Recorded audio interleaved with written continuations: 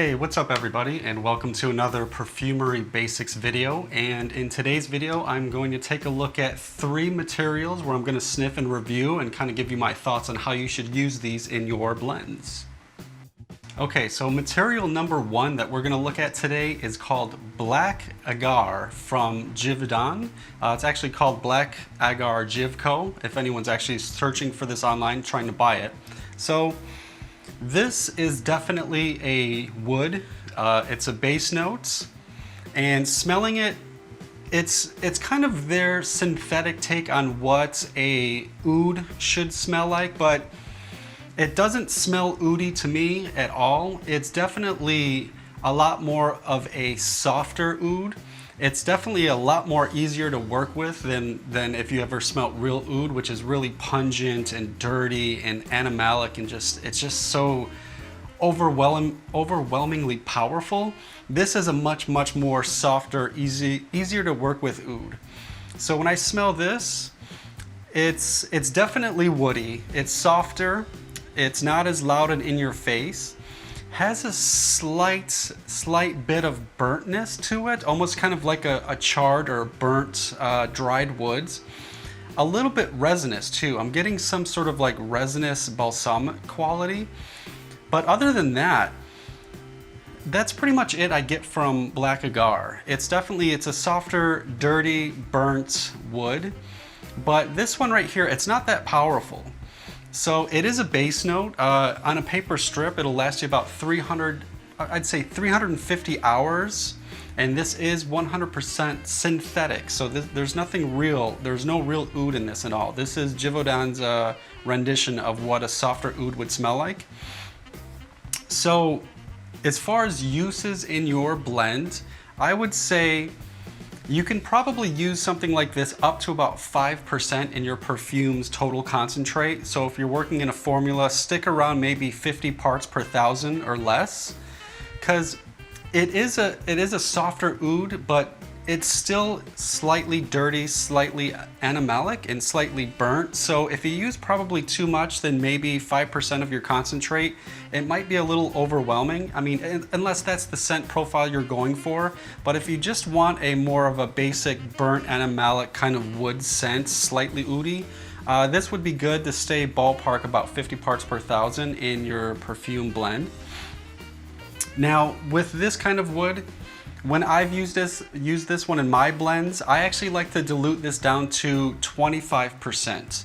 I don't use this neat, because when I do use it neat, I notice I actually have to work in much larger batches of perfume concentrate. But in my trial sizes, when I dilute this down to 25%, it works perfect for me.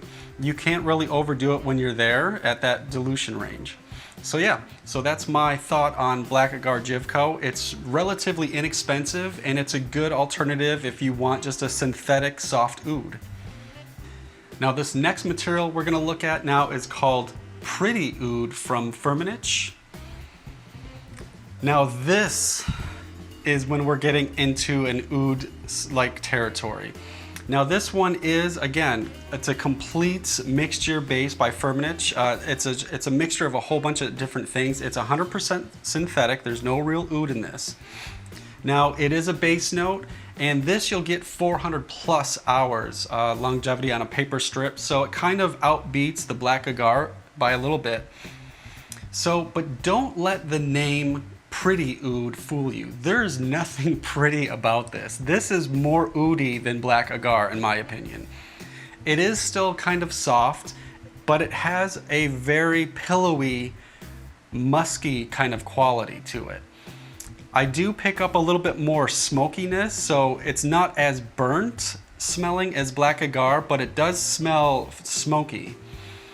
And I definitely am picking up a lot of kind of castoreum leather, so there's tons of animalic to this. So comparing the Pretty Oud to the Black Agar, this one, in my opinion, is more dirtier, it's more pungent, it's more loud, it's more in your face, and there's definitely heavy traces of leather facets in this. They call it pretty oud because it's supposed to be their take of a feminine type of oud, which I get that because it does have this pillowy, musky kind of quality to it. But don't let, like I said, don't let the name pretty oud fool you. This thing is pretty pungent. It's strong. You can detect this all the way from the top, mid to the base, depending on how you blend this. It's a strong oud blend.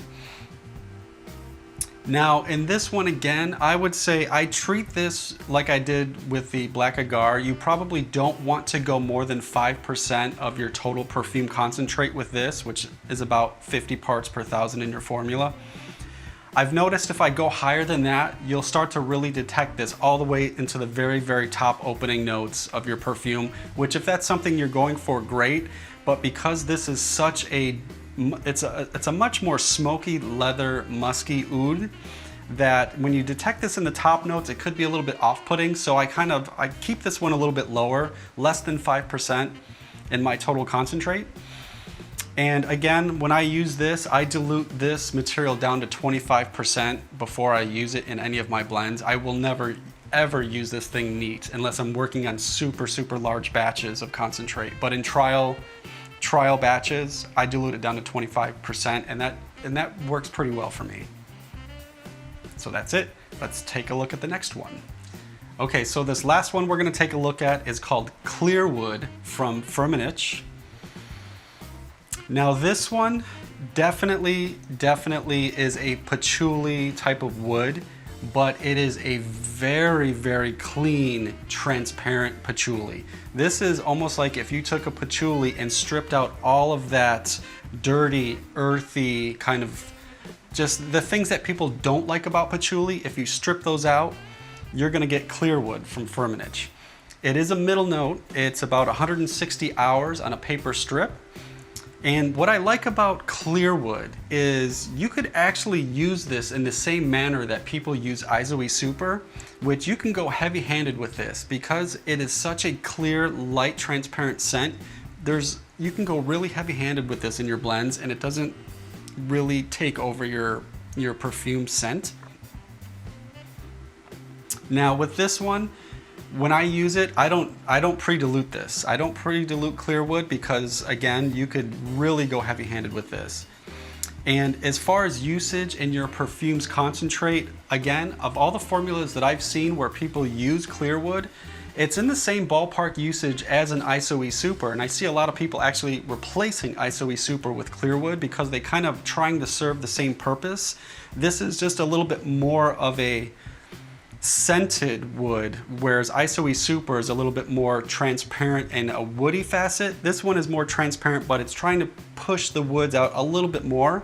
So in your concentrate, you can go up to 20% of Clearwood in your total perfume concentrate, which is about 200 parts per thousand in your perfume formula. But I've seen the average use of Clearwood is right around 125 parts per thousand in a formula. That's about average use. So again, you don't need to dilute this. Use it, use it freely. Use it like an Isoe Super, where if you want more of a pronounced woody effect, where Isoe Super just isn't really cutting it in your perfume blend. So very clean, very, very transparent. No need to dilute it. Use it freely. Okay, so that was it. Another look at 3 perfumery materials. So if you like these materials, comment down below. Tell me what you guys think and how you're using these materials in any of your blends. And as always, if you want to see some more videos like this, comment below and tell me what materials you'd like me to sniff and review and kind of tell you how I use them. So with that being said, until next time.